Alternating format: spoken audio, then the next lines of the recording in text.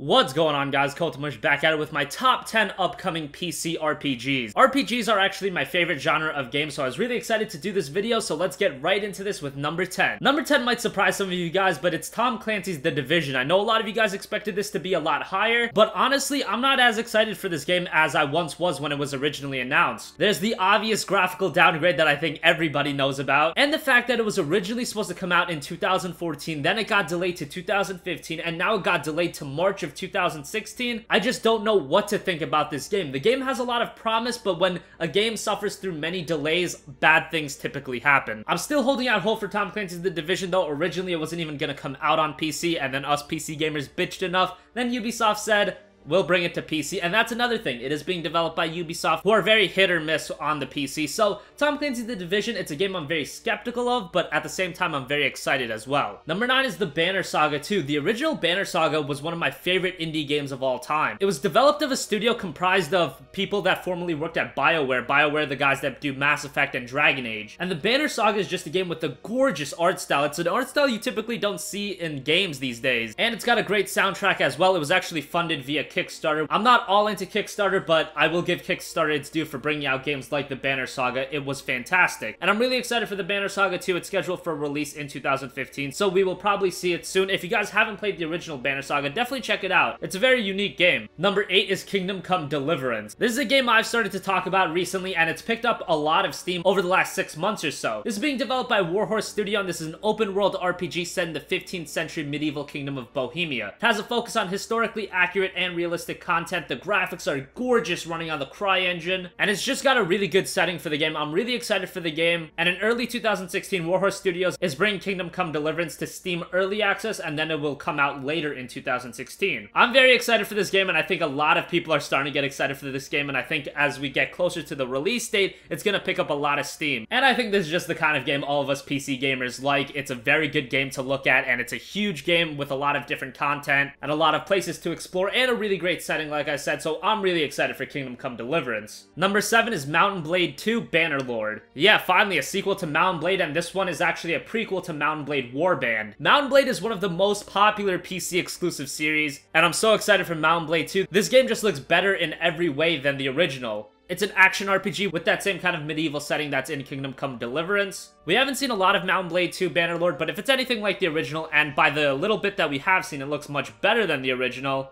I think we PC gamers have something to look forward to, hopefully in 2016. We don't know for a fact if it's releasing in 2016, but man, I can't wait to get my hands on Mount and Blade 2 Bannerlord, and I'm sure all of you guys that played the original, that played Warband, are also very excited for the game. Number 6, Divinity Original Sin 2. The original Divinity Original Sin, when it came out in 2014, became a near-instant classic. Now Larian Studios is back at it with Divinity Original Sin 2, and once again they went to Kickstarter, and the game was funded with a goal of $500,000 in under 12 hours. Divinity Original Sin 2 is still a ways out with a release date of December 2016, but considering how much I like the original, I think Original Sin 2 is definitely going to be a good game. This time around, the game is going to have a multiplayer component as well, so check out Divinity Original Sin 2 when it releases late next year. Number 5 is Lost Ark. This is another one of those Korean games, like Black Desert, that we don't know for a fact if it's going to come to the States, but it is looking very likely. Lost Ark might be a game all you Diablo fans might really enjoy. This game has freaking gorgeous visuals. I think that's the one thing you can take out from the trailer of this game, is holy crap, for one of these top-down style games like Diablo, this game looks freaking gorgeous. I'm a moderate fan of the Diablo games, but I'm sure those of you that are big fans of Diablo and the dungeon crawler style of games, you're very excited for Lost Ark. This one just looks like a great game that not too many people know about. If you haven't heard of Lost Ark yet, go check out the trailer. I'm sure your jaw is going to be on the floor by the end of it. Number 4 is Mass Effect Andromeda, and we don't know much about this game. We saw the little teaser trailer a couple months ago at E3, but outside of that, we don't know much, but this is another entry in the Mass Effect series, which I have always liked. I even liked Mass Effect 3. I know a lot of you guys didn't like Mass Effect 3. I really enjoyed Mass Effect 3. I would have to say my favorite was Mass Effect 2, and I think most of you guys that are fans of the series will agree. But Mass Effect Andromeda is scheduled to come out late 2016, so hopefully BioWare can get it right, and I imagine they will. BioWare has a pretty good track record with their games, and I'm excited for the first next-gen iteration of Mass Effect. Outside of that, I can't say much more since all we do really have to go by is a teaser trailer. Number 3 is XCOM 2, and I know a lot of you guys might not consider this an RPG. I do consider it an RPG. I've played XCOM Enemy Unknown, and I definitely think that is a role-playing game. Speaking of XCOM Enemy Unknown, XCOM 2 is the sequel to Enemy Unknown, and it takes place 20 years after the previous mentioned game. Enemy Unknown was released on the PlayStation 3, Xbox 360, and the PC, but this time around, XCOM 2 is going to be a PC exclusive. I really enjoyed XCOM Enemy Unknown. I think it's a game that really went under the radar, but I think with XCOM 2 being a PC exclusive, I think the entire PC audience is really looking at this game. As I said, the game takes place 20 years after the events of XCOM Enemy Unknown, and where humanity is defeated by the aliens and the world is controlled by the alien-backed Advent administration. XCOM has long been forgotten, and the player must take control of the commander of the Avenger, and the player must rebel and free humanity from the alien rule. So if you enjoyed XCOM Enemy Unknown, obviously you're excited for XCOM 2, but if you're into strategy RPGs, definitely have XCOM 2 in your radar. It looks really good, and this game is also going to support mods, so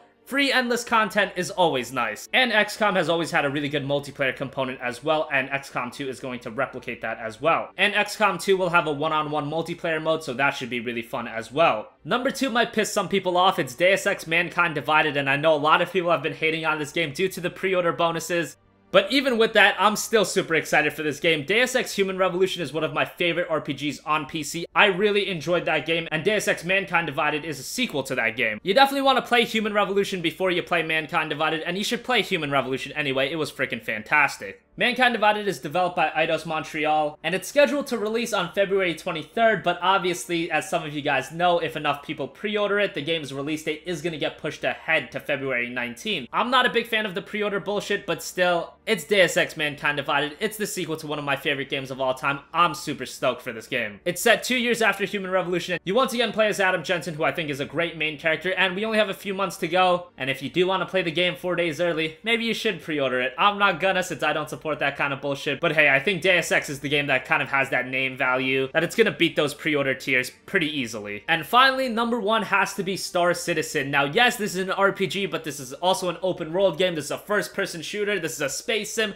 This is so many games in one, and Star Citizen is a game that I'm very excited for, but also at the same time I'm very skeptical of. The game's like The Division, but just on a whole bigger scale. If the game delivers, it's gonna be one of the best games of all time. That's the problem, it has to deliver first. There's been so many promises, so much crowdfunding, that man, at some point something just has to give, and I just don't know. With the amount of hype a game like Star Citizen has, hype is always good, but this much, it's always gonna lead to disappointment. And if I had to be honest, do I think Star Citizen will live up to the hype? I don't think so. But will it be a good game? I hope so.